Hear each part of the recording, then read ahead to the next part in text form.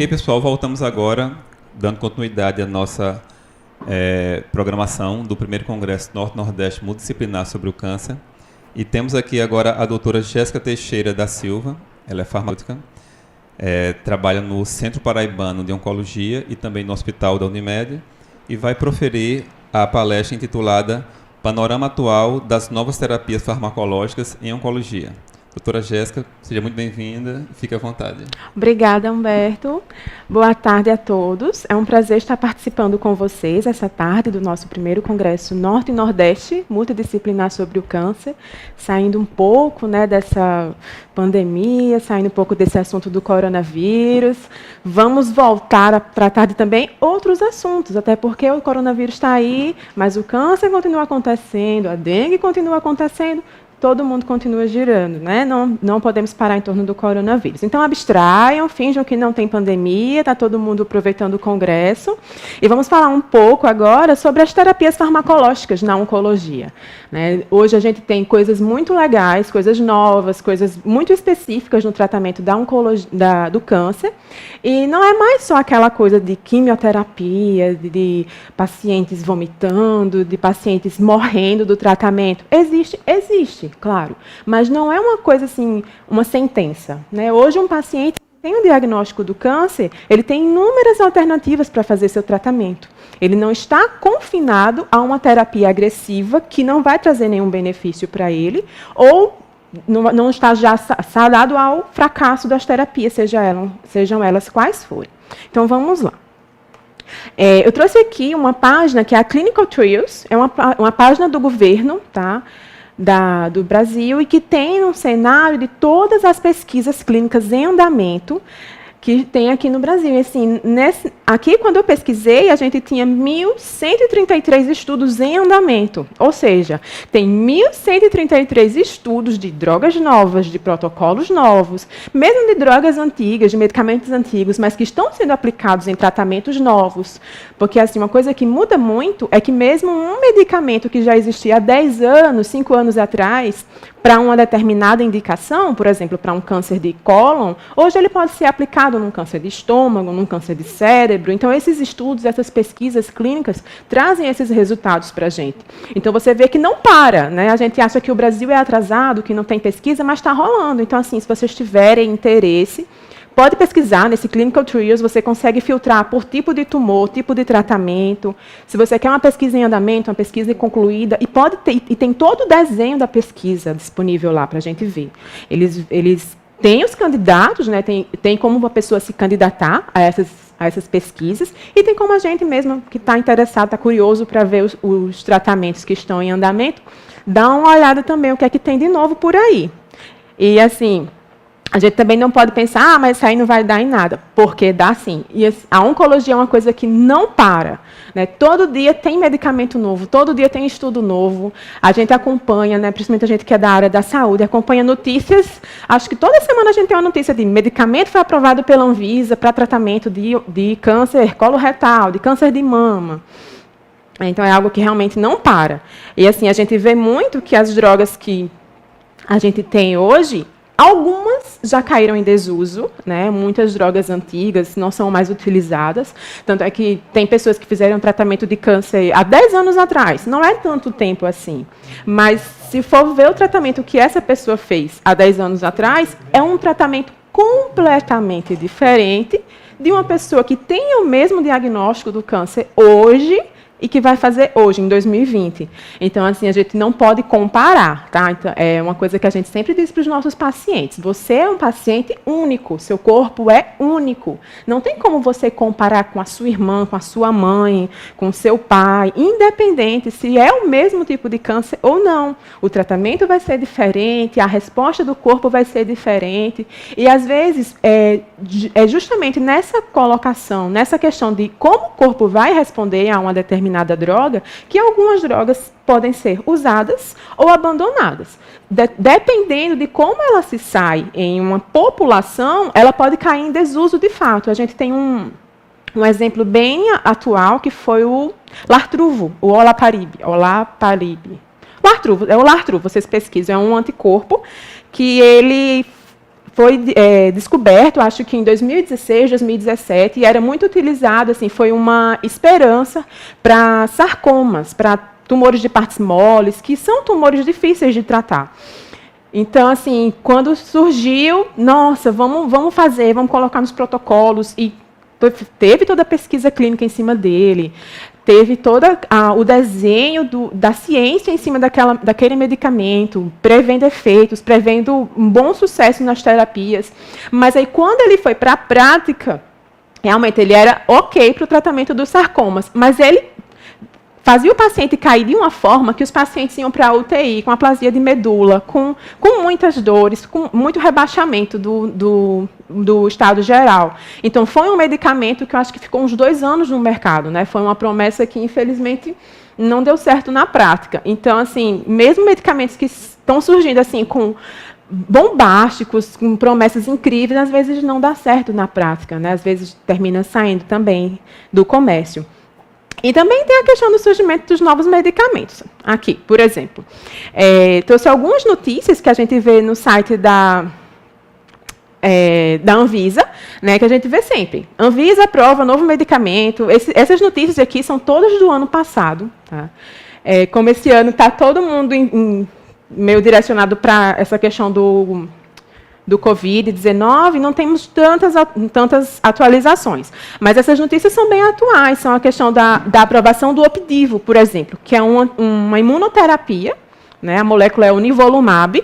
Ele foi inicialmente aprovado pela FDA para tratamento de câncer de pulmão.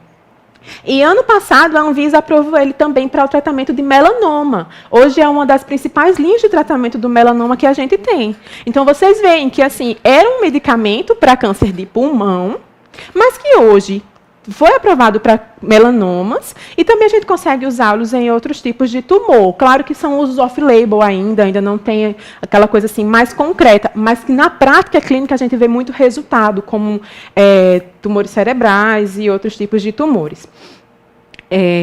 Tumores de cólon também respondem muito bem ao Opdivo, alguns tipos. Porque como ele é uma imunoterapia, eu vou falar mais na frente a questão do mecanismo dos imunoterápicos, ele induz uma resposta do corpo àquele tumor. Então, alguns tumores vão responder, de fato, a esse medicamento. A lenalidomida, né? Eu acho que todo mundo que passou por uma cadeira da área de saúde, pagou biologia no ensino médio, ouviu falar da talidomida e os seus efeitos teratogênicos na gravidez, né? Aquele medicamento que as grávidas usavam para enjoo e que, na verdade, gerou toda uma geração de pessoas com problemas nos membros, com encurtamento dos membros, porque era extremamente teratogênico. A lenalidomida é uma prima bem próxima da talidomida e foi aprovada pela Anvisa para a primeira linha de tratamento de câncer de mieloma múltiplo, né, que é um tumor hematológico, que também, assim, eu lembro que quando eu fazia graduação há pouquinhos anos atrás, uma pessoa dizia assim, nossa, está com mieloma múltiplo, pronto, acabou, não tem cura, não tem jeito, fica em casa e espera morrer. E hoje não, hoje a gente vê que os pacientes com mieloma, eles respondem muito bem aos tratamentos, vivem muito bem, conseguem se recuperar, conseguem caminhar, né, que a gente vê que o mieloma múltiplo, ele é um câncer que atinge muitos ossos, né, os plasmócitos se reproduzem de uma forma exagerada e terminam atacando os ossos, gerando inúmeras fraturas. Tem uma paciente que chegou com um mieloma muito avançado, que o médico até brincou, disse assim, ela está parecendo uma farofa de creme crack, toda quebrada. E realmente, porque você vê, são várias fraturas nas costelas, várias fraturas nos membros. E a lenalidomida, ela consegue ir restaurando essa função óssea do paciente, o paciente consegue responder bem, é um medicamento disponível na forma oral, então, além da facilidade que o paciente tem para fazer uso desse medicamento, né, também tem a questão da farmácia, né? O farmacêutico nisso. Qual o papel da gente nisso? A lenalidomida, ela está disponível sob o nome comercial do Revlimid e só pode ser dispensada com uma burocracia enorme. O médico tem que prescrever num sistema da Celgene, que é o Revicare. O farmacêutico tem que assinar digitalmente, tem que colocar que dispensou aquele medicamento, que orientou o paciente assina um termo de consentimento.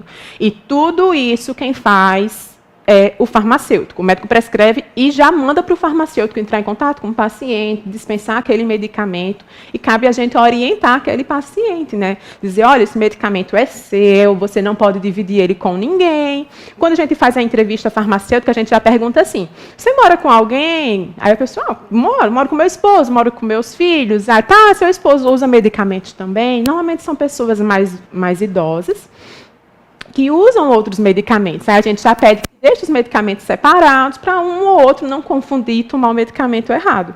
Da mesma forma, quando tem crianças e animais em casa, a gente pede para deixar numa altura que não seja alcançável para essas crianças ou para os animais, para que eles não usem o medicamento por engano. Aqui, a eribulina, que é o nome comercial da eribulina, é o Halaven. Foi um tratamento aprovado para câncer de mama, segunda linha de tratamento para câncer de mama avançado. E, assim, a questão do câncer de mama é uma coisa que é muito impactante para a gente, né? Além de ser um número enorme de casos que a gente tem anualmente de câncer de mama, hoje a gente trata essas mulheres como portadoras de doenças crônicas, né? Claro que tem os cânceres que são curáveis, né? Isso a gente não tem como negar, mas não tem como a gente prever também. A gente não pode dizer que uma paciente que detectou um câncer bem no começo, um câncer pequeno, um tumor pequeno, sem metástase. A gente não pode dizer, olha, você vai ser curada, vai dar tudo certo. A gente diz, sim, que vai dar tudo certo, que a gente vai estar ali do lado daquela paciente.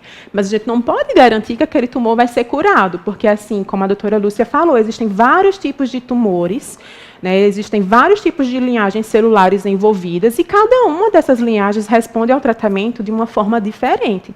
Do mesmo jeito que eu tenho pacientes que detectam um tumor com 3 centímetros, sem metástase, e morrem em 6 meses, eu tenho pacientes que detectam tumores com metástases ósseas, metástases viscerais, né, que são fígado, pulmão, e vivem 5 anos, 6 anos, 15 anos, 20 anos. Então, a gente não tem como prever. Tá? O câncer é uma doença completamente imprevisível. Por mais que a gente estude, que a gente se aprofunde, né, no assunto, quanto mais a gente vê na prática, mais a gente vê que a gente não sabe muita coisa, porque a gente não pode dizer nada. A gente não pode dizer que o paciente vai morrer, também a gente não pode dizer que o paciente vai ser curado.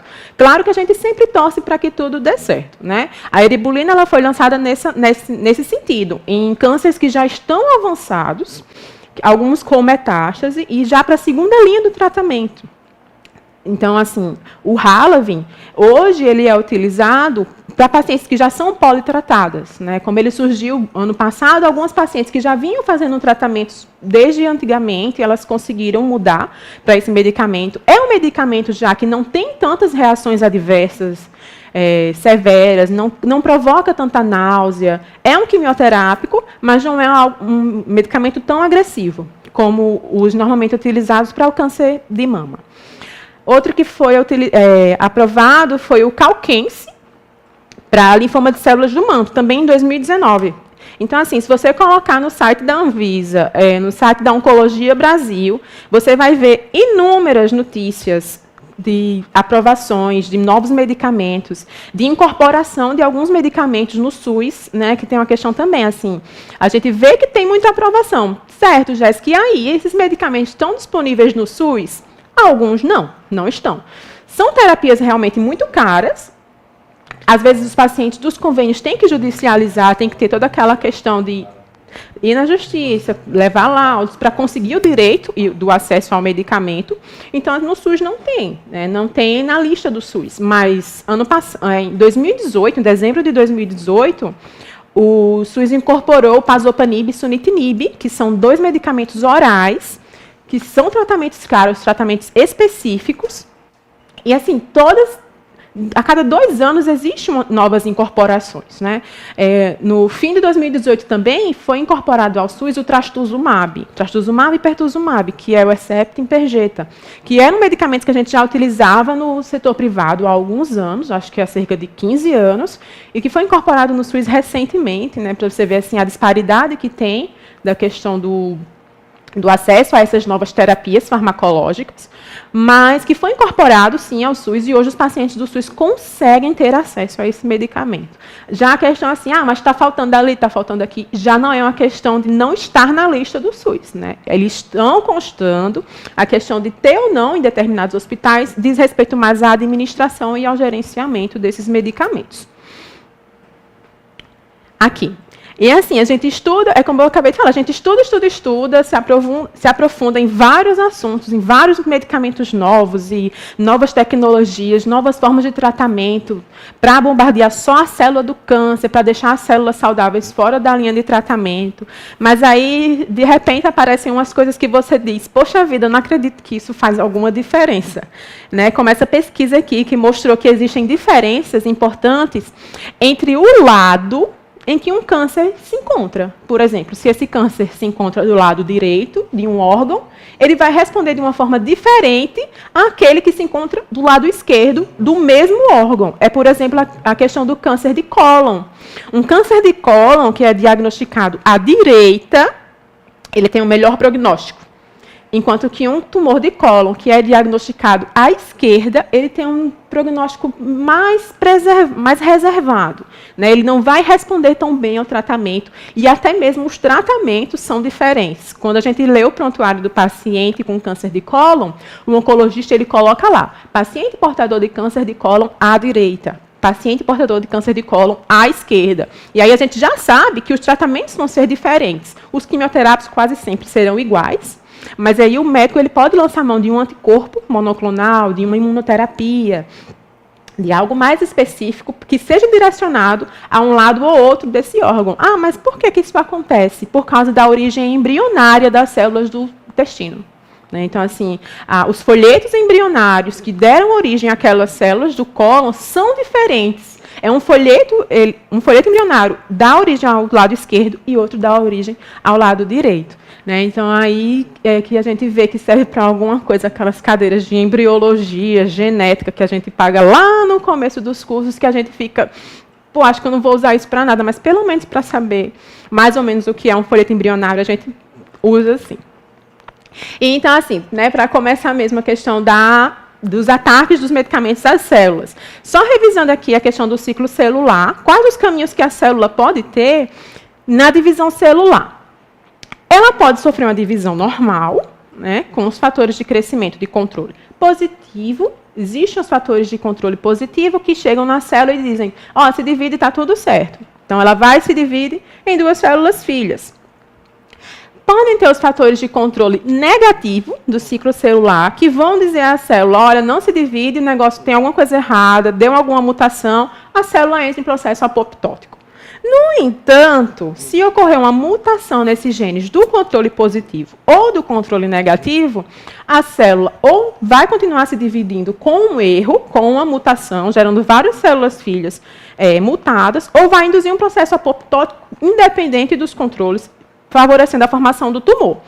Como é que isso pode acontecer? Quando acontecem danos ao DNA dessa célula, como, por exemplo, bloqueio do ciclo celular através de checkpoints imunológicos, que levam à inibição do reparo do DNA e induzem a célula à apoptose.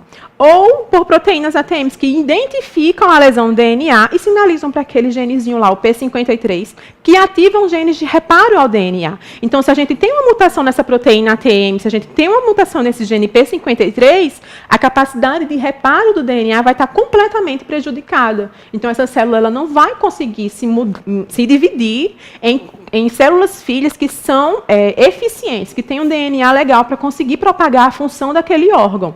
Essa mensagem da célula doente vai se propagar, essa célula vai se dividir e aquele órgão vai começar a perder a função. Né? Que é uma coisa assim que a gente às vezes demora um pouco a entender. Tá, mas se aquela célula, não a célula do intestino, ela está lá se dividindo. E por que o intestino vai perder a função se ela continua sendo uma célula do intestino? O que acontece? Realmente isso. Aquela célula que está se dividindo, ela tem uma mutação que faz com que ela não responda aos estímulos que fazem o intestino exercer sua função. E como ela tem aquela mutação, ela consegue se desenvolver numa velocidade mais rápida do que as células saudáveis, né? Ela dribla o sistema imunológico e consegue se desenvolver e ocupar o espaço daquelas células saudáveis. A mesma coisa no câncer de mama. Uma célula doente começa a se desenvolver e ocupa o espaço das células saudáveis. Todos os cânceres são assim. E a partir do momento que aquela célula doente toma um determinado espaço daquele órgão, que a gente diz é bem diferenciado, é indiferenciado. Né? A questão da diferenciação tumoral é mais ou menos por causa disso, é a questão da função que aquela célula ainda preserva comparada a uma célula saudável. A gente diz realmente isso. Se tem um tecido já metade tomado de células doentes, aquele tecido ele não vai responder aos estímulos de sua função. Então, vai sim haver uma perda da função. E é por isso que, quando faz uma prostatectomia, por exemplo, um câncer de próstata já muito avançado localmente, a próstata já não tem função. A única função dela ali, naquele momento, é propagar a doença, é facilitar metástases. Então, retira a próstata, porque assim você tira o foco da doença, e se tiver alguns linfonodos ou alguns órgãos acessórios comprometidos, retira também, para a gente ter menos chances de metástase. Aqui é um exemplo, tá, na figura. Eu sei que esses slides vão ficar disponíveis para vocês vão poder ver mais claramente depois, com mais calma também. Essa figura mostra exatamente como é que um agente cancerígeno vem e induz uma mudança na célula. Existem vários mecanismos envolvidos. Uma célula ela não vai se tornar mutada do nada. A gente diz que o câncer é uma loteria de azar, né? Porque assim, podem ser fatores exógenos, como radiação, ultravioleta, componentes químicos, entre N fatores que a gente já sabe, Coca-Cola, McDonald's, todos esses fatores externos, mas também podem ser fatores internos que são pertencentes ao indivíduo.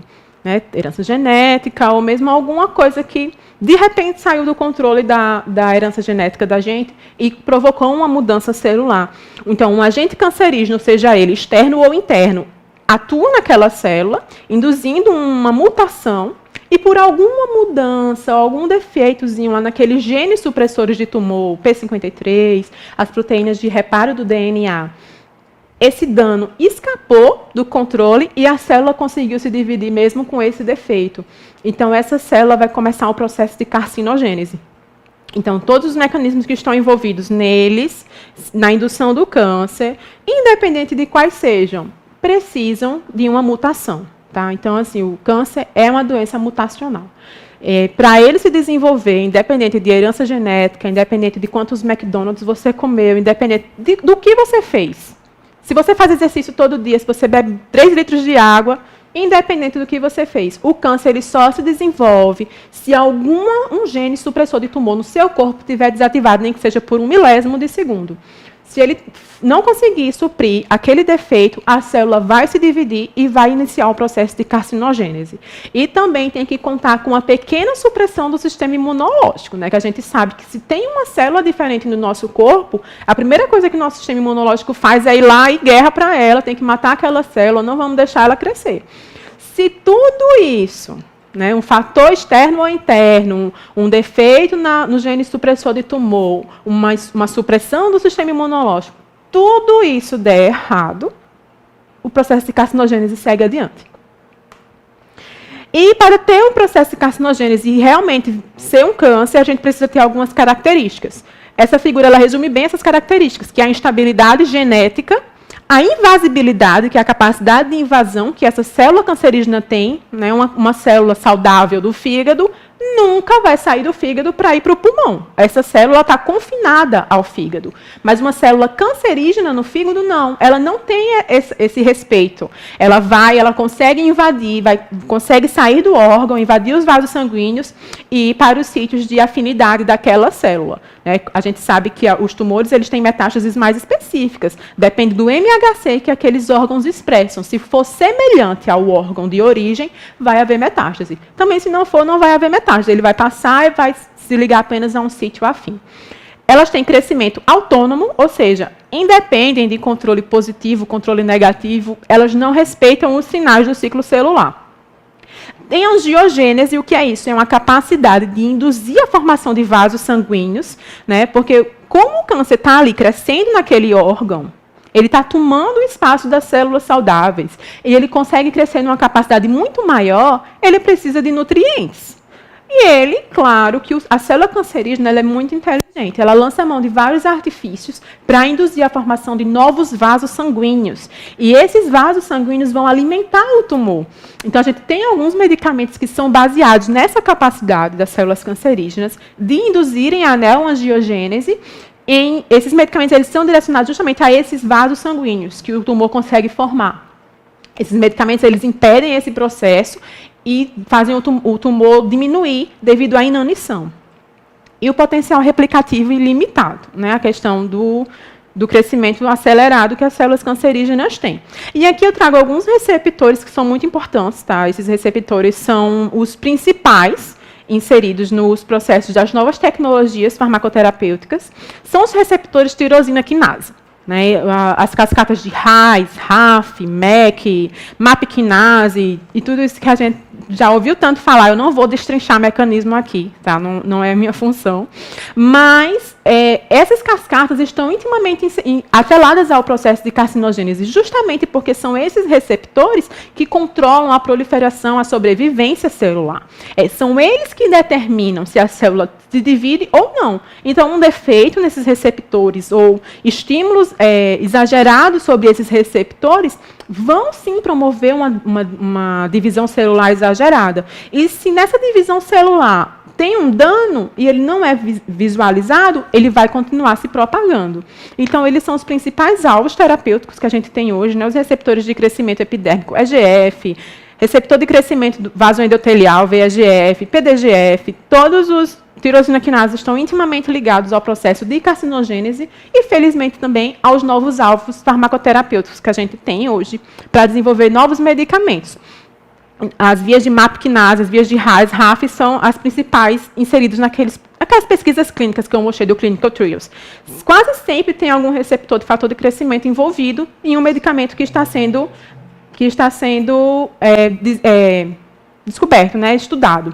Aqui também tem a questão das ciclinas, né, que também são alvos moleculares para a ação dos fármacos. Então, assim, essa figura dos receptores tirosina quinase é onde a maioria dos medicamentos novos vai agir. Né, os quimioterápicos, de uma forma geral, eles agem mais a nível de ciclo celular de fase G2, fase M, naquelas fases do ciclo celular, e os novos medicamentos eles são mais direcionados aos receptores, de fato. Por isso que a gente tem medicamentos que agem de uma forma mais específica, mais direcionada. E são quase sempre receptores tirosina quinase. Aqui é como o processo de carcinogênese se desenvolve, tá? Ele precisa de todos aqueles componentes, ele precisa que haja um estímulo para induzir um dano à célula, ele precisa que a imunidade daquela pessoa que está lá com a célula seja suprimida, pelo menos por um instante, ou esteja baixa. Por isso que as pessoas dizem, tomar vitamina D protege contra o câncer. Na verdade, assim, gente, a gente deve ter uma rotina saudável, deve tomar suplementos quando necessário. Também não adianta a gente se automedicar de todas as vitaminas que tem na farmácia, né? A gente tem profissionais especializados para isso, para indicar os suplementos corretos, as vitaminas corretas, porque vitamina demais também causa câncer, né? Então, a gente não tem muito para onde correr. O que a gente pode, de fato, é manter essas nossas rotinas saudáveis e, assim, tentar sempre manter a imunidade ali, legal, praticando exercícios, com alimentação saudável, porque a imunidade ela é crucial nesse processo. Se há um fator genético, se há uma supressão, se há um fator externo que causa a carcinogênese, mas a imunidade consegue identificar, o câncer ele não se desenvolve. Aquela célula morre antes que comece a se replicar. Mas se não acontecer isso, se tiver algum problema, alguma falha na supressão, na resposta imunológica, o câncer ele segue adiante, provocando o crescimento daquele tecido doente e destruição das células saudáveis, né? Porque também não é só a questão das células neoplásicas, elas conseguirem se replicar a um nível muito mais acelerado que as células saudáveis e tomarem o espaço. Mas elas também tomam os nutrientes, elas também sugam os sinais daquelas células, então elas vão fazer as células saudáveis morrerem. E aqui são vários mecanismos que podem estar envolvidos na resistência dos tumores, né? O que a gente tem muito hoje também é a questão de tumores resistentes. São tumores que a gente acha que não vai dar certo, vamos fazer uma quimioterapia mais branda, ou vamos fazer uma quimioterapia curativa, e aí aquele tumor começa a não responder, um comportamento totalmente inesperado. Aí, normalmente, os médicos pedem exames de vários marcadores, que é uma coisa bem interessante também para a gente saber. Aqueles receptores lá, os tirosina quinase, eles são os principais marcadores que os médicos pedem. KRAS mutado, P53, RAS, vários marcadores estão inseridos naquela figura lá dos receptores de tirosina quinase. Então, esses marcadores vão mostrar se aquela célula tem ou não algum tipo de resistência. Por exemplo, quais os tipos de resistência que a gente pode ter? Pode ter aquelas bombas de efluxo, né, que do jeito que a droga entra, elas lançam a droga de volta, então a droga não consegue fazer sua função na célula. Alterações em alvos moleculares. Como assim? Tem um cientista que pesquisou, conseguiu visualizar uma molécula que se encaixa perfeitamente num gene lá, no gene que codifica RAS, por exemplo, né, que é uma proteína envolvida na cascata de tirosina quinase do EGFR.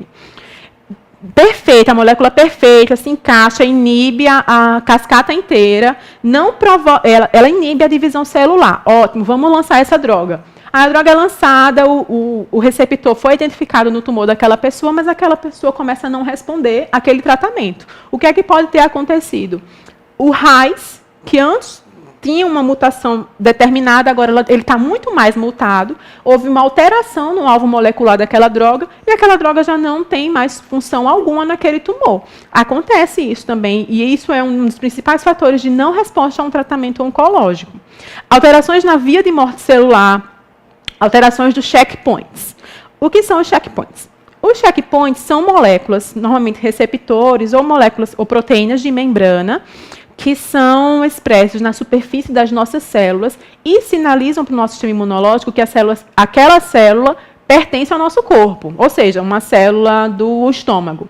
Uma célula do estômago, ela expressa o receptor HER2.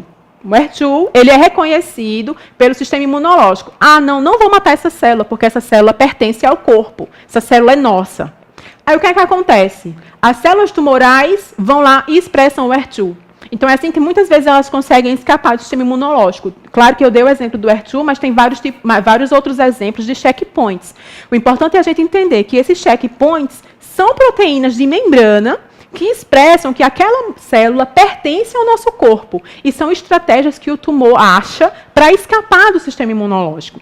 Então, assim, as alterações de checkpoints são uma coisa fatal. Não tem como responder a um tratamento dessa forma. Um tratamento tradicional, ele não vai reconhecer. O sistema imunológico, ele vai achar que aquela célula tumoral pertence ao nosso corpo. E é aí que entra a questão da imunoterapia. Porque a imunoterapia, lá na frente tem o mecanismo, mas já adiantando para vocês, a imunoterapia ela consegue agir nesses checkpoints tumorais e inibir esses checkpoints. Então, ela tira as máscaras do tumor. Né? O medicamento imunoterápico no câncer, ele vai lá e bloqueia aquela proteína de membrana que a célula cancerígena está expressando, e o sistema imunológico consegue, estou vendo aquela célula, eu vou lá e então, assim, o sistema imunológico consegue ver aquela célula e matar aquela célula. Então, era uma célula que estava coberta por uma máscara, então a imunoterapia vai lá e tira essas máscaras e consegue mostrar para o sistema imunológico. Por isso que dizem, né, que a imunoterapia é o sistema imunológico tratando o próprio corpo, e de fato precisa um medicamento para induzir uma resposta imunológica. Então, o que é que a gente tem de novo? Né? A gente tem a quimioterapia tradicional, que é usada, não tem como a gente dizer, a pessoa descobriu um câncer em 2020, então ela não vai fazer quimioterapia. Não tem isso. De fato, a primeira linha quase sempre é quimioterapia tradicional, que são aqueles medicamentos que a gente já conhece, né? Que às vezes cai o cabelo, que causa náuseas, que são medicamentos mais agressivos, porque eles atacam tanto as células cancerígenas como as células saudáveis. A quimioterapia, ela age em todas as células de divisão rápida do nosso organismo. E, às vezes, os pacientes perguntam, mas eu vi que tem um medicamento novo que ele é um imunoterápico. Não, eu vi no Google, tem um medicamento novo que é uma terapia a alvo. Por que o médico não passou esse medicamento para mim? Por que ele passou essa quimioterapia? Porque é preciso passar a quimioterapia para a gente conseguir domar o tumor. Né? Eu digo a gente assim, a nível de profissionais de saúde. A gente precisa que aquele tumor diminua. A gente precisa que aquele tumor desapareça. Então, assim, não adianta a pessoa descobrir um tumor de mama, um câncer de mama, e querer ir direto para uma terapia-alvo. É preciso fazer a quimioterapia. Se a quimioterapia respondeu bem, beleza, ou não respondeu, vamos trocar de tratamento. Coloca uma segunda linha com uma terapia-alvo, ou imunoterapia, ou hormonioterapia. A gente não pode já lançar mão do que há de mais novo, porque a gente vai ficar sem cartas na manga, né? A gente também tem que pensar nessa forma. Não posso começar o tratamento lá pelo último degrau. Eu tenho que começar pelo primeiro degrau. Se não deu certo, sobe mais um pouco. Normalmente dá certo. A gente também não pode ter na mente que todo tipo de câncer vai precisar de terapias mais específicas, porque, na verdade, não é assim. A maioria dos cânceres respondem muito bem já à quimioterapia tradicional, por mais que seja sofrido para o paciente. Muitas vezes os pacientes têm bastantes reações, mas aí a gente entra também, alinhando com toda a equipe multiprofissional de orientação dos alimentos, o nutricionista, o que é que pode fazer? Faz uma cartilha, faz uma coisa assim que oriente como é que o paciente pode agir. Se eu estou com náusea, o que é que eu devo comer?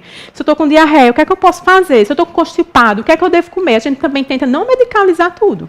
A gente também não precisa dizer, toma Imosec, toma... Não, vamos tentar revertendo da forma mais natural possível. Também não é para a gente dizer assim, olha, você não vai tomar nenhum medicamento. Não, porque o paciente, às vezes, ele já chega assim, sem querer tomar mais nenhum medicamento, porque a quimioterapia é muito forte, já é muito medicamento. E a gente tem que tirar um pouco desses mitos da cabeça dele. E não adianta o farmacêutico trabalhar sozinho. A gente precisa trabalhar em equipe, porque o paciente ele é um todo. Não adianta de nada eu tentar orientar o paciente numa reconciliação medicamentosa, se na cabecinha dele ele vai dizer, não vou usar, eu vou escutar tudo o que ela está dizendo aqui, mas eu não vou usar, porque isso vai fazer mal para a minha cabeça, vai me deixar isso, vai me deixar aquilo. Não adianta. Vou precisar de apoio psicológico, vou precisar de apoio nutricional, vou precisar que a enfermagem que está lá lidando com o paciente todo dia, que está lá administrando o medicamento no paciente, esteja em consonância com toda a equipe, sabendo o que é que aquele paciente está passando, para conseguir fazer uma orientação completa. Então, a gente tem a quimioterapia, e aqui eu trouxe algumas terapias novas, que é a terapia-alvo, com anticorpos monoclonais, imunoterapia, e os medicamentos orais que estão incluídos nessas duas casas. São terapias mais caras e que nem quase todas, a maioria delas não estão disponíveis no Sistema Único de Saúde. Mas também não é nada assim impossível de se conseguir. Tem a questão da judicialização, que não vou opinar, as opiniões dos profissionais de saúde divergem muito a questão da judicialização, mas é possível, sim, o paciente conseguir um imunoterápico, uma terapia-alvo, através desse processo, mesmo estando no SUS. Então, assim, qual é o cenário que a gente tem hoje? A gente tem alterações de protocolos antigos, medicamentos que eram utilizados em parelhas com outros medicamentos, hoje não são mais, são usados isolados, são usados para diferentes tipos de tumores. Mesmo a alteração da ordem de infusão dos medicamentos gera respostas diferentes, desuso de alguns medicamentos, ou porque surgiram outros que são mais adequados, desenvolvem menos respostas adversas, ou porque realmente não foi aquilo que prometeu. E o surgimento dos novos medicamentos, Inclusive, tem a questão aqui dos biosimilares. Os biosimilares são medicamentos que são similares aos anticorpos monoclonais. São desenvolvidos depois, com quebra de patentes, e são mais baratos. Então, esses medicamentos biosimilares, eles têm a mesma tecnologia envolvida, de ser específico, de não ter reação adversa, de ser um tratamento direcionado para um tipo de tumor, e o SUS consegue incorporar. Então, a gente tem alguns biosimilares que o SUS já incorporou, porque são medicamentos que têm um custo menor. Então, o que é que acontece? Como é que a gente vai saber o que usar em qual tratamento? Nós, farmacêuticos, nós profissionais de uma forma geral, profissionais não médicos, não vamos prescrever. De forma alguma, a gente não prescreve um tratamento oncológico. A gente vai entender o que é que aquele tratamento que foi prescrito para o paciente vai causar no corpo dele. A gente vai entender o que é que aquele paciente vai sentir, como aquele medicamento vai agir, porque a gente não pode subestimar. Tem paciente que chega sem saber nada, com a tela em branco para você pintar, e tem paciente que chega querendo saber qual é o mecanismo de ação do medicamento. Tem paciente que chega perguntando, e como é que eu vou saber que o câncer vai morrer e eu não vou morrer?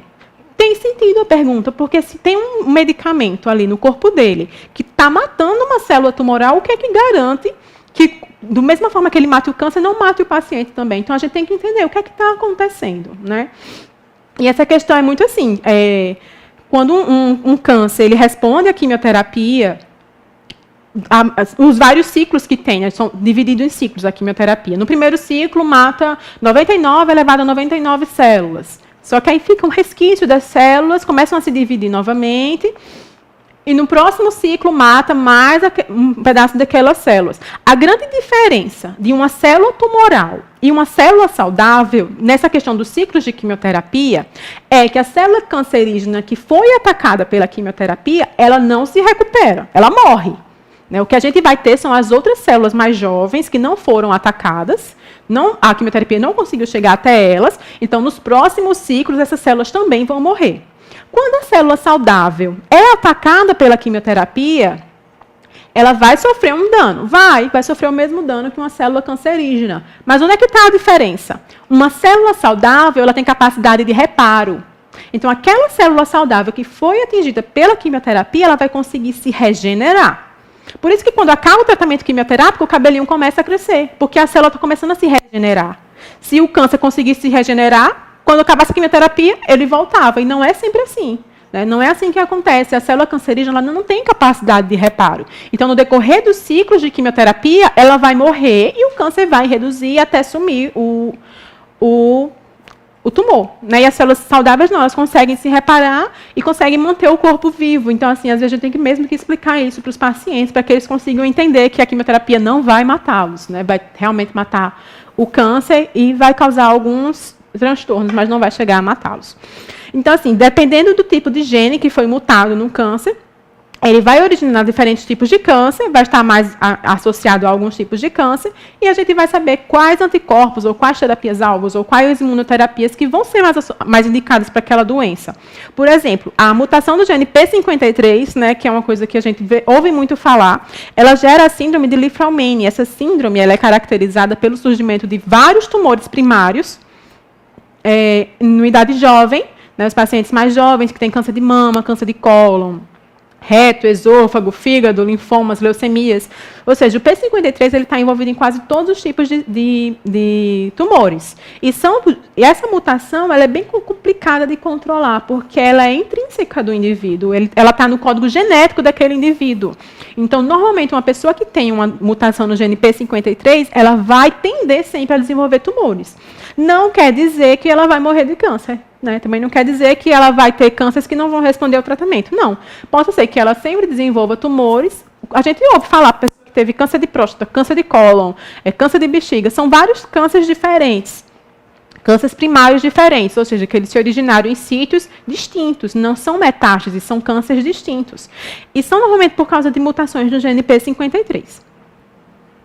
Então, mutações de genes específicos geram cânceres específicos. E o que é que a gente precisa para dominar, para matar esses tipos de câncer? Precisamos de medicamentos que bloqueiem sinais que indicam como aquele câncer cresce e se divide, e também de medicamentos que liguem ou desliguem processos que resultem na morte natural das células.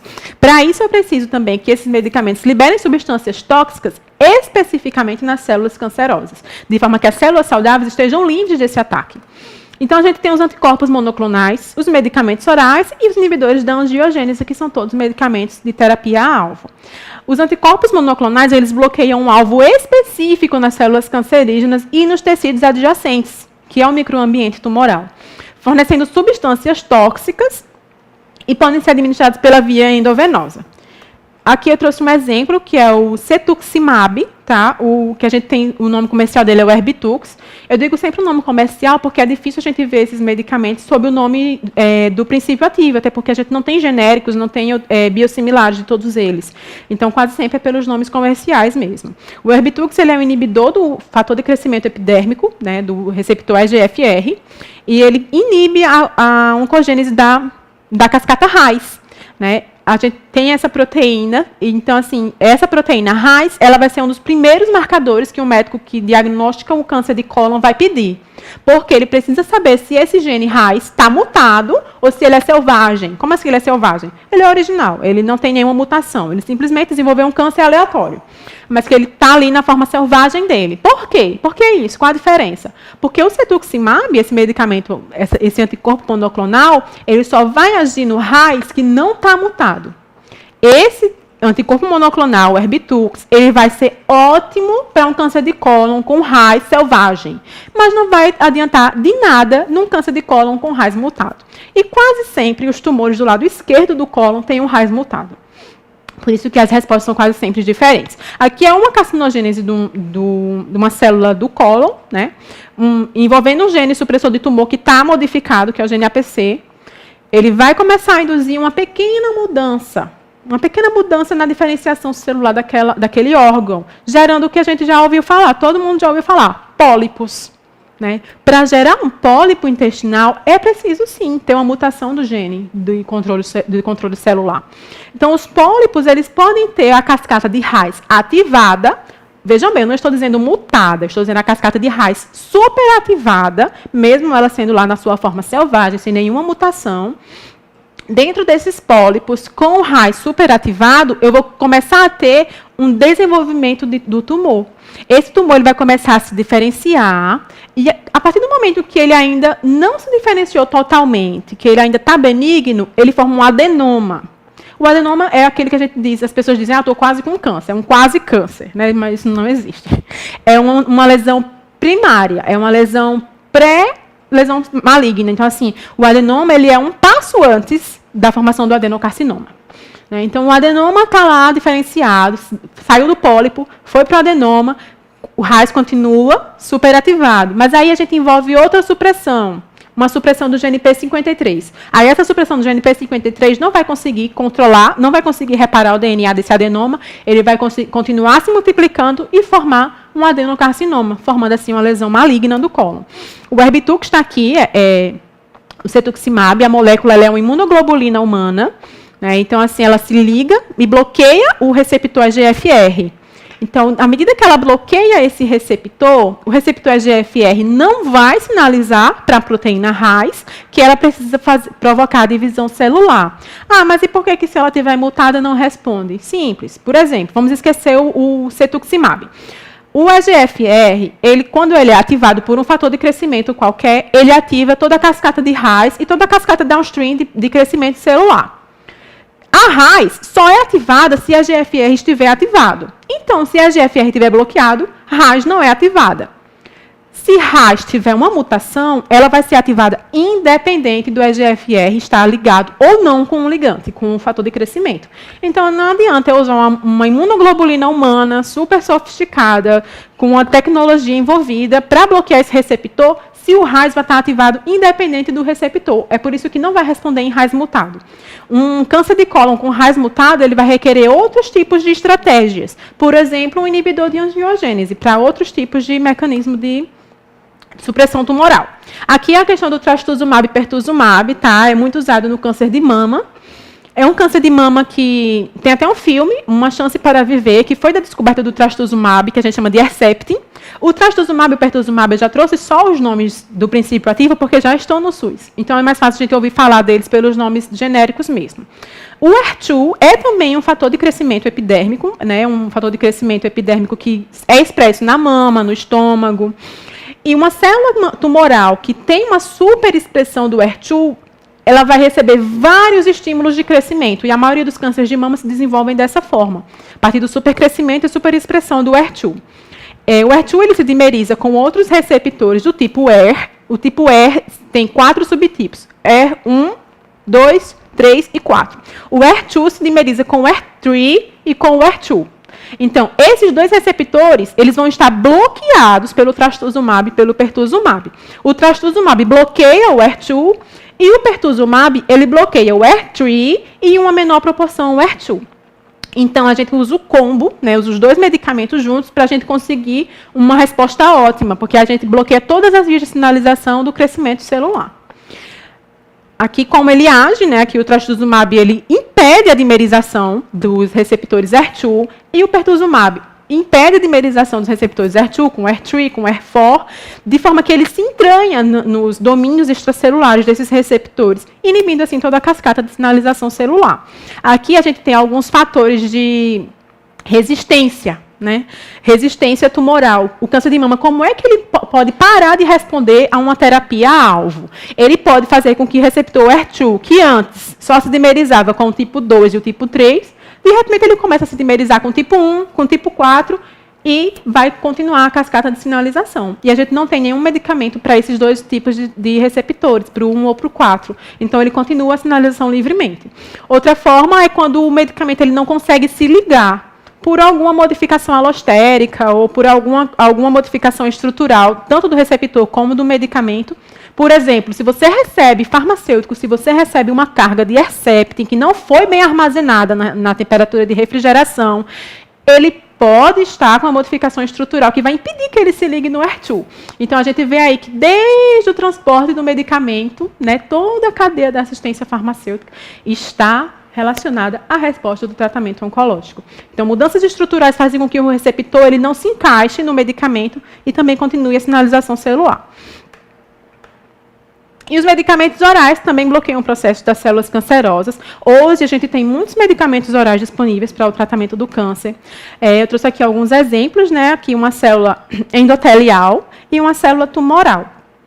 Aqui, essas vias de sinalização são as vias pelas quais a célula tumoral induz a produção de vasos sanguíneos para nutrir o tumor. Então, tem vários receptores envolvidos, todos os receptores de tirosina quinase, EGF, VEGF, PDGF, todos os receptores envolvidos na proliferação e na sobrevida. Então, a gente tem esses receptores emanando sinais para a célula endotelial se dividir e promover a circulação no microambiente tumoral, para sustentar o tumor. E esses medicamentos, imatinib, sunitinib, pazopanib, sorafenib e os sequites dos melanomas, eles são todos medicamentos que vão agir nesses receptores, impedindo essa sinalização. Dessa forma, a gente vai ter uma supressão tumoral por inanição. Além disso, ele vai bloquear outras vias da proliferação celular e são medicamentos disponíveis na forma oral. Ah, Jéssica, mas eles são mais a menos, não tem reação adversa? Pelo contrário, às vezes eles são mais agressivos do que uma quimioterapia tradicional. Vai muito pelo custo-benefício, né? O que é que aquele paciente precisa ter? Às vezes o paciente não tem como fazer uma terapia endovenosa, ou câncer renal, por exemplo. Câncer renal a gente usa muitos medicamentos orais, porque é a forma como ele melhor responde ao tratamento. São com esses medicamentos que têm esses alvos específicos. E aqui eu trouxe um fato bem interessante para a gente valorizar a pesquisa no nosso país. Né? O Brasil ele foi o primeiro país no mundo, a aprovar o uso de um medicamento oral, o osimertinib, e o geftinib, em pacientes sem tratamento prévio de câncer de pulmão. Né? Os outros países todos aprovaram esse medicamento em segunda linha. Mas o Brasil não, a gente conseguiu aprovar esse medicamento oral como primeira linha para pacientes que não tiveram tratamento prévio.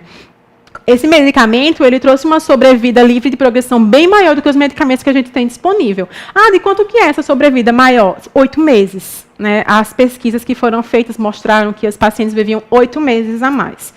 A gente pode achar bem pouco. A gente pode achar 8 meses não é nada, mas para um paciente que tem um diagnóstico de um câncer incurável, que ele não sabe se vai chegar até junho, 8 meses é muito tempo. E, além disso, assim, isso é o que mostram nos estudos. Como eu falei no começo, cada corpo é único. A gente tem paciente que responde em 3 meses de tratamento e o tumor some com esses medicamentos, com esse medicamento aqui, o geftinib. O tumor desaparece. Então, assim, não tem como a gente prever quanto tempo aquele paciente vai viver com um medicamento oral. Né? Ontem mesmo, um paciente mandou para mim os resultados dos exames dele. Ele disse, quero compartilhar uma boa notícia. E ele está em tratamento com um medicamento oral, com Alecensa, que é um anticorpo. Ele está em tratamento desde dezembro, né? Faz 3 meses. E é um câncer de pulmão, sem tratamento prévio. E a gente conseguiu o medicamento oral para ele, está em tratamento há 3 meses. E o tumor dele, no começo... o menor tumor é um tumor não metastático, mas localmente avançado, né? Tinha vários nódulos. O menor nódulo dele tinha 3 centímetros. Então, assim, a maioria dos nódulos sumiram e hoje o maior nódulo que ele tem é de 0,5 centímetro. Então, assim, foi um resultado fantástico. Né? Esse paciente ele vai viver muito tempo. Eu disse, ele cuidar para não morrer de um infarto de tanta alegria, porque eu acho que do câncer você não morre mais. E aqui, como o lapatinib age, né, ele também inibe a dimerização dos receptores ER. E aqui eu trouxe, assim, mais a nível de curiosidade, que assim, os anticorpos monoclonais que são administrados via endovenosa, eles agem sempre na porção extracelular dos receptores ER, ou dos receptores de tirosina quinase. Já os medicamentos orais, eles agem sempre nas porções intracelulares. Isso por questões de lipossolubilidade, nas características físico-químicas, de fato, do medicamento. Se o medicamento via endovenosa fosse muito lipossolúvel, ele ia entrar em todo lugar e não ia conseguir chegar no alvo. E o medicamento oral, para chegar no alvo, ele realmente requer essa lipossolubilidade. E aqui os inibidores de angiogênese, hoje a gente tem um representante, que é o bevacizumab, o nome comercial dele é Avastin. Ele é utilizado em vários tipos de tumor, justamente porque ele age bloqueando a formação dos vasos sanguíneos. Todo tumor precisa de vasos sanguíneos para continuar se dividindo.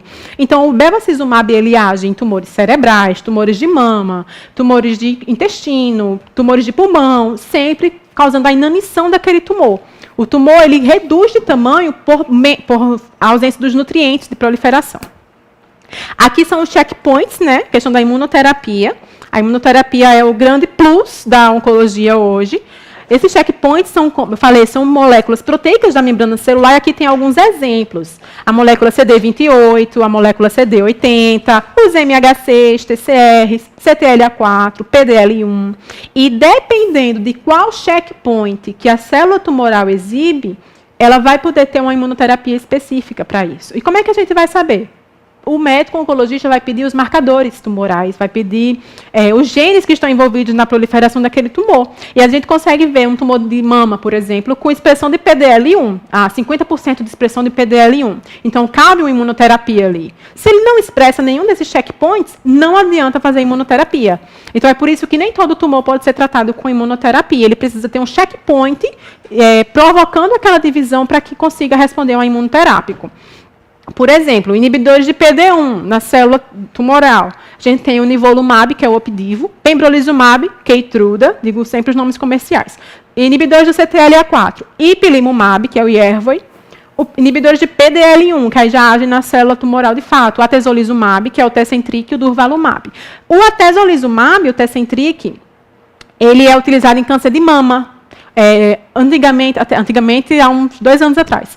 Os cânceres de mama triplo negativo, que são aqueles que não respondem a estrógeno, não respondem à progesterona e não têm expressão de HER2 ativada, triplo negativo, eles não tinham nenhum tratamento específico direcionado para eles. Hoje a gente já tem a questão da quimioterapia. Né? Quando não responde à quimioterapia, a gente consegue lançar mão da imunoterapia. Até 2 anos atrás, essas pacientes que não respondiam à quimioterapia, elas não tinham nenhuma outra opção de tratamento. E hoje já tem a questão da imunoterapia. Aqui é como um inibidor do PDL1 age, né? Ele age bloqueando a sinalização do PDL1 com PD1 da célula tumoral e na célula T ativada. Então, se ele bloqueia o receptor PDL, se ele bloqueia a molécula PDL1, o receptor PD1 na célula T não vai reconhecer aquela célula tumoral como própria. Aquela célula é estranha, então ele vai conseguir matar aquela célula. E aqui a questão do atezolizumab, como eu estava falando, o Tecentriq. Né? Uma mutação no gene P53 é muito envolvida na questão dos cânceres de mama triplo negativo, que são os cânceres que não têm receptor de estrógeno, não têm receptor de progesterona e não tem nem não tem o HER2 superativado. É um câncer que surgiu na roda da sorte ou na roda do azar. Né? Um câncer de mama que dá em pacientes muito jovens, em pacientes sem histórico de doenças, de comorbidades. É um câncer realmente bem aleatório. E esse medicamento, o Tecentriq, ele hoje foi aprovado já para uso no Brasil, como imunoterapia direcionada a esses tipos de câncer. É um tratamento específico para essas pessoas, né, para essas mulheres. Eu digo mulheres porque esse tipo de câncer normalmente só dá em mulheres. Esse tipo, né, não estou dizendo que câncer de mama só dá em mulheres, mas esses tipos normalmente são em mulheres. E o atezolizumab, aqui foi quando a Anvisa aprovou ele para uso aqui para gente, né, para mulheres com triplo negativo, e aqui tem a aprovação, foi de maio. Então, assim, do ano passado para cá, essas pacientes têm uma nova chance, né? Elas têm uma outra alternativa. Ele foi indicado para tratamento de pacientes com câncer de mama triplo negativo. Agora, você já sabe que triplo negativo é porque ele não tem nenhum dos receptores.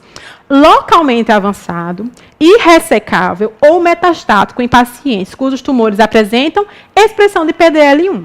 Também não adianta se for um câncer triplo negativo e que não tenha expressão do PDL1, porque aí a imunoterapia não vai servir. E que não receberam terapia sistêmica prévia, ou seja, esse medicamento ele já foi aprovado para a primeira linha do tratamento. O que a gente tem na prática clínica hoje são os médicos combinando a quimioterapia tradicional, com os citotóxicos, com o atezolizumab. Já está acontecendo. Então, assim, os pacientes que têm um diagnóstico de câncer de mama triplo negativo e que vê-se que tem a expressão do PDL1 na divisão celular daquele câncer, elas já começam um tratamento com a quimioterapia e o Tecentriq, porque a gente consegue sanar todas as vias de divisão celular e consegue curar aquele tumor. E aqui, só para finalizar, tá, a questão dos medicamentos biossimilares. O medicamento biossimilar, ele vai ser um medicamento biológico, né, que ele é produzido a partir do isolamento de uma célula, de uma proteína específica, de uma proteína específica que codifica outra proteína. Essa proteína específica, esse gene específico, ele vai ser inserido como se fosse um plasmídio em uma célula viva, uma bactéria, um fungo, enfim. Ou mesmo uma célula, tem o rituximab, que é o Mabtera, que é um anticorpo usado para leucemias, cânceres hematológicos. Ele é feito em células de útero de rata. Então, esse gene que codifica a proteína do rituximab, por exemplo, vai ser inserido na célula do útero da rata. Essa célula do útero da rata vai começar a se dividir e replicar esse gene. Então, a gente vai ter uma produção em massa dessa proteína, de uma forma biosimilar à síntese que foi feita inicialmente. Então, esses anticorpos, dessa forma, a gente consegue produzir anticorpos monoclonais, hormônios, fatores de crescimento e fatores sanguíneos. Esses medicamentos, a gente não pode dizer que eles são genéricos, tá? Os biosimilares, eles são semelhantes ao medicamento original. Por que isso?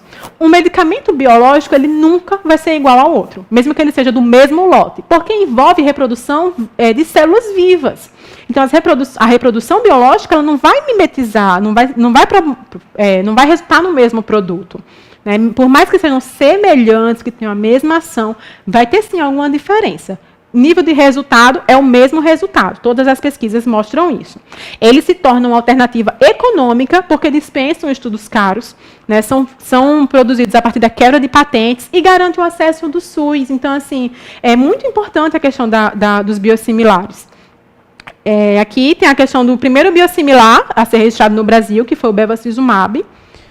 E, infelizmente, no mundo inteiro, a gente só tem 20 biosimilares e no Brasil a gente tem 7. Então, assim, é uma pesquisa ainda muito no começo, né? A gente tem alguns medicamentos muito importantes, já como biosimilar, a gente tem o trastuzumab, tem o rituximab, tem o bevacizumab, mas ainda falta um pouco para a gente conseguir alcançar o patamar do mundo, que é de 20, mas a pesquisa não para.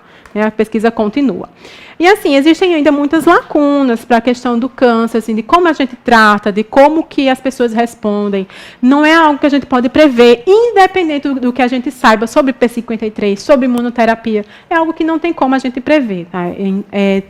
Existem N fatores envolvidos nisso. Aqui tem um medicamento, são medicamentos novos, medicamentos lançados há um ano atrás, que são inibidores de ciclinas. Esses medicamentos, eles inibem a divisão celular a partir da inibição da ciclina envolvida no ciclo celular. São medicamentos para o câncer de mama receptor de hormônios positivo, tá?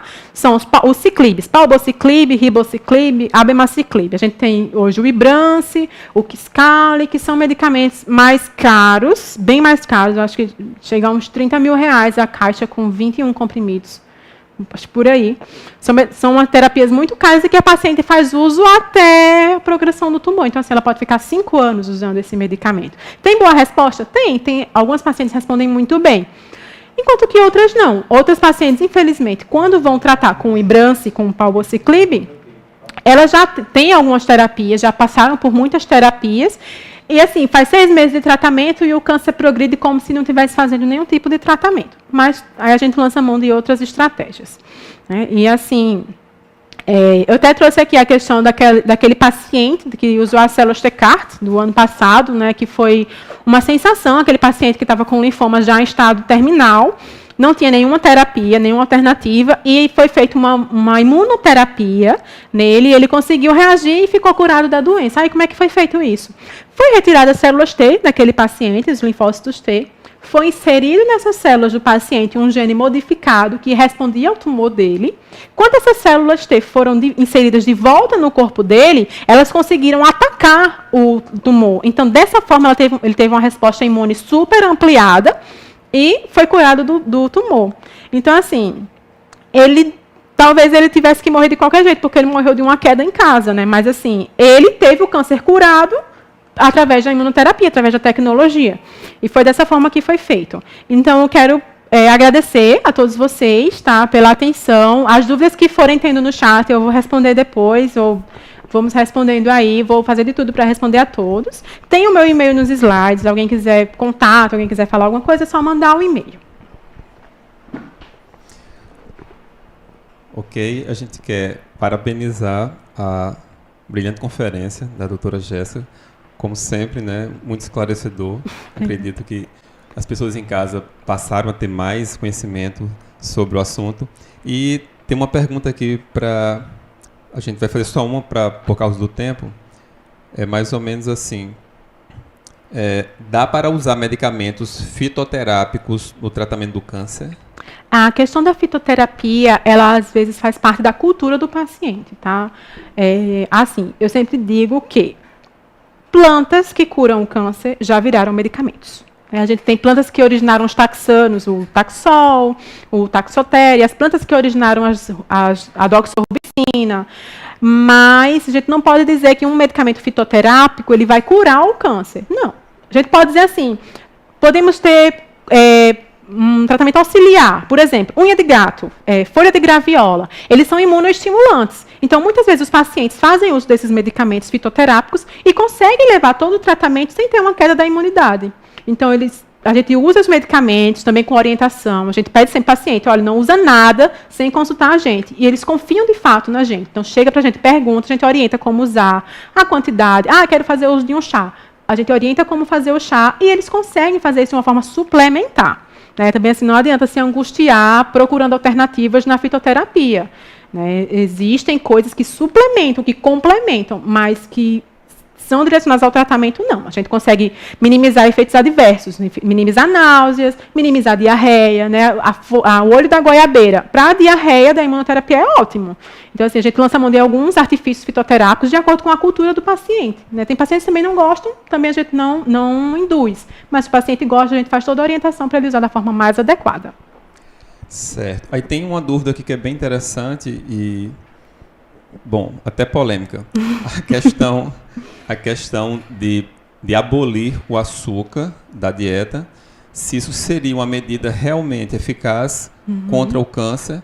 Há quem diga até que é uma prevenção, né, contra o câncer, você não fazer a ingestão de açúcar. A questão do açúcar é um mito, tá? Assim, dizer que o açúcar alimenta o câncer é mito. O que acontece? A história do açúcar surgiu da questão da obesidade.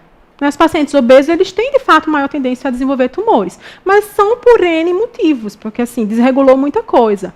A gente tem vias de carcinogênese que são induzidas pelo lactato. O lactato, pessoal, é produzido nos exercícios físicos. Então, assim, mesmo uma pessoa que não come açúcar, que faz exercícios físicos, que só tem proteína na dieta, está produzindo lactato, está alimentando um câncer. Então, assim, como eu falei, existem vários fatores envolvidos para surgir um câncer. E o açúcar não faz cócegas, né?